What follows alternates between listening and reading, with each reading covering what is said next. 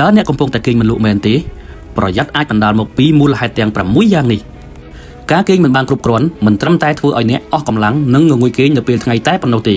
តែវាក៏អាចប៉ះពាល់យ៉ាងខ្លាំងដល់សុខភាពផ្លូវកាយនិងផ្លូវចិត្តរបស់អ្នកផងដែរ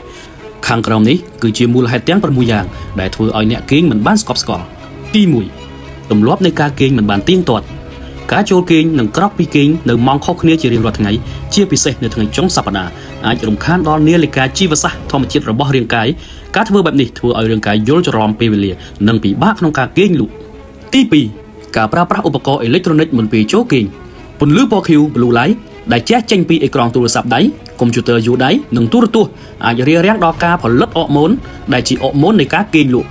ការមើលឧបករណ៍ទាំងនេះយូរពេកមុនពេលចូលគេងនឹងធ្វើឲ្យខួរក្បាលរបស់អ្នកសកម្មហើយគេងមិនលក់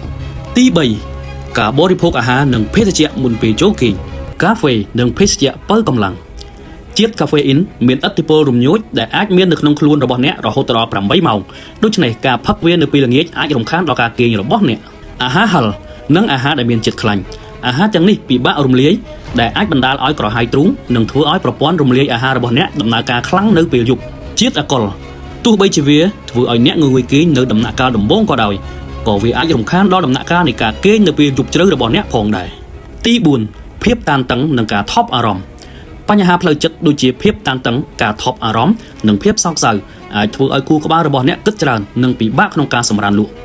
នៅពេលដែលចិត្តរបស់អ្នកមិនស្កប់រាងកាយក៏មិនអាចសម្រាកបានដែរទី5បរិយាកាសនៅក្នុងបន្ទប់គេងដែលមិនមានភាពងងឹតគ្រប់គ្រាន់មានសីតុណ្ហភាពក្តៅពេកត្រជាក់ពេកនិងមានសម្លេងរំខានអាចរំខានដល់ការគេងរបស់អ្នកទី6បញ្ហាសុខភាពរាងកាយបញ្ហាសុខភាពមួយចំនួនដូចជាឈឺសន្លាក់រោគសញ្ញាក្រហាយទ្រូងនិងអាឡែស៊ី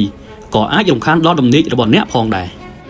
ប្រសិនបើអ្នកមានបញ្ហាសុខភាពទាំងនេះអ្នកគួរតែទៅពិគ្រោះជាមួយគ្រូពេទ្យជំនាញជាបន្ទាន់